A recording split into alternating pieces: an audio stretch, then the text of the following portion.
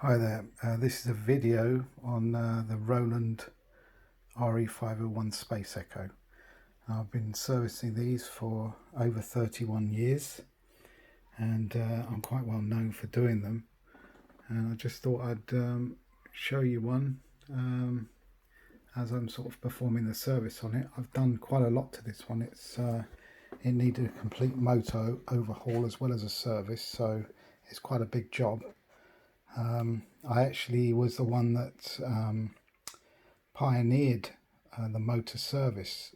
They're motors that can be taken apart, and I actually found the bearings for the motors and replaced the bearings, because when the bearings get tired you get a lot of wow and flutter, and sometimes when they're really bad the motor slows down to a stop.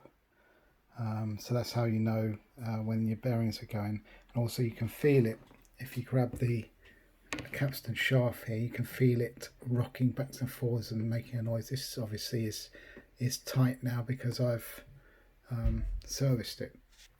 So I'll just show you quickly through it. This obviously is a tape chamber. 10 foot of tape goes around this system here. You can see arrows the way you thread the tape, and basically the head configuration is different, but there's always 3 playback heads on all the Space Echo series. And this basically here is you have erase head, record head, playback 1, playback 2, playback 3, and sound on sound. On the RE-301, the sound on sound is here before, and the erase head is here. So basically the tape is erased, recorded on, and the signal goes all the way around the full 10 foot of tape. Then it's played back on the playback head here. So with the 301, the sound on sound is a lot longer. So yeah, and there's a lot of people that have had Space Echo serviced by me, and I've done them for Radiohead and Captain Sensible and the Scorpions, for a lot of famous artists who use them and love the sound of them. And they do give a good sound, the tape sound, to guitars and all sorts of things. I used to own Hank Marvin's 301, but I gave it away, sold it rather. Didn't go for a great deal of money, although nowadays these Echoes have gone up to something that were £200 or £300 to nearly £2,000. They're really sought after. So anyway, I'll just check this one out for you. I'll just show you the functions quickly. So you have the chorus there, which is well, I don't really like it, but some people love the chorus on these.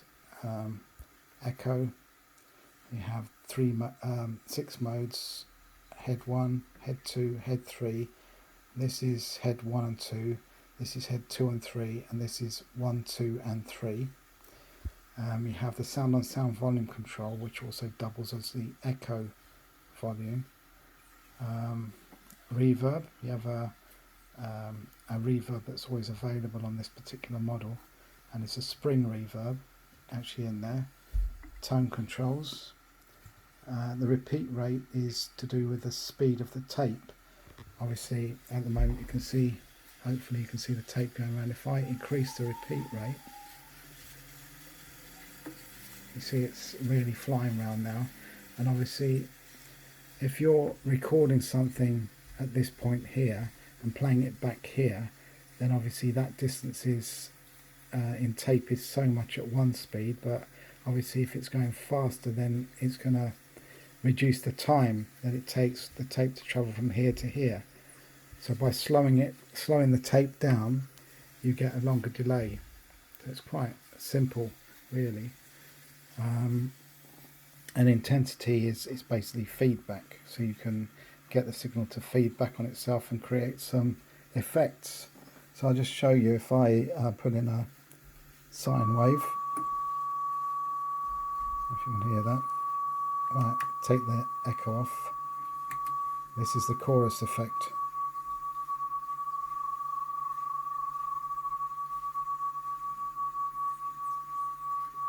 Okay. Now if I try reverb, if I take it out,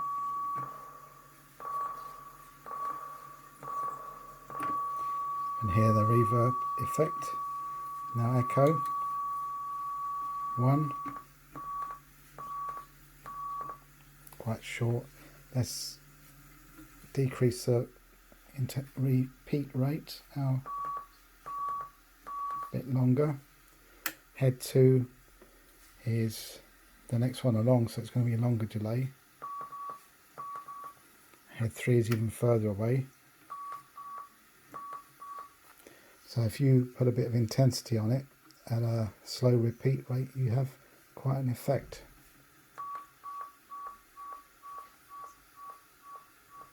If you turn the intensity up a lot,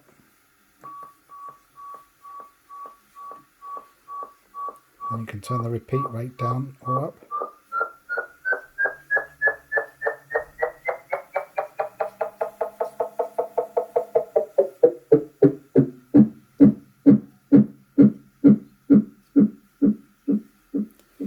Sound on sound will capture on this model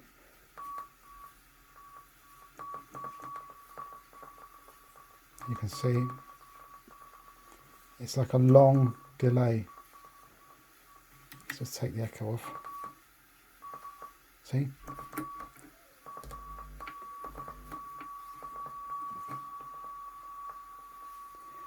And bass and treble are self-explanatory.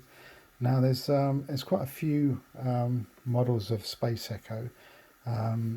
Obviously you have the 101, the RE-101, the RE-150, the RE-201, the RE-301, the RE-501, which is this one, and the RE-555. They're the main ones. And I've worked on them all, and it depends what you want really, because if you want a more analog sound with sort of a nice fat distortion on it, the RE-201 is the best one to go for, because the 201 basically is all transistor. It's got no op amps in it, it's all transistor, and the way it distorts is different. But because it's all transistor, the noise that is produced out of it is quite a lot. It's got a very lot of hiss, if you like. So if you're sort of into studio recording, it's probably best not to get that one. And it doesn't, the 201 has reverb, but it doesn't have sound on sound or chorus. So the first chorus echo that comes in is the RE-301, which I suppose is a step up from the 101. Sorry, the 201. But that's the 301 is good. It's got a very good sound on sound. It's a very good unit, but it's still quite a lot of transistors, so it's still a little bit noisy. And they're pretty good. But if you want to do any studio recording with these, you really got to go for a low noise option, which is a 501, or a rack mounted 501, which is a 555, and you can get some really decent low noise effects, still with the benefits of tape and all this repeat rate and intensity. You can use do all sorts of things. You can have dub effects with it. They're very useful, but obviously they're pretty expensive now. They're no longer £200, £300 items. It's going to cost you quite a lot for this. And are they different from sort of computerized plugins which simulate tape? Well, yes, they are, definitely. There's a definite difference. You can't really simulate this sort of analog sound. So it could, if you're very serious about music and serious about your effects, this is a really good one to get. And depending on what you want to do, whether you want sort of more grungy sounds and you don't mind about hiss so much and warm distortions, then the 201 is probably the most popular machine. But if you want to record, I would recommend a 501 or a 555. Obviously the 555s are more expensive because they come in a metal rack, and they're used by studios. Obviously you want to check the heads They're very hard wearing, the heads on these. These heads, for example, this is quite beat up when I got it, and you can see by the Tolex covering there, it's pretty beat up, and it was in a real bad state when I got it. But if you look at the heads, they're pretty good.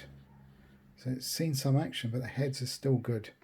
So you want to check the heads, but heads, unless it's been really used to death and not maintained properly, the heads really will last on these.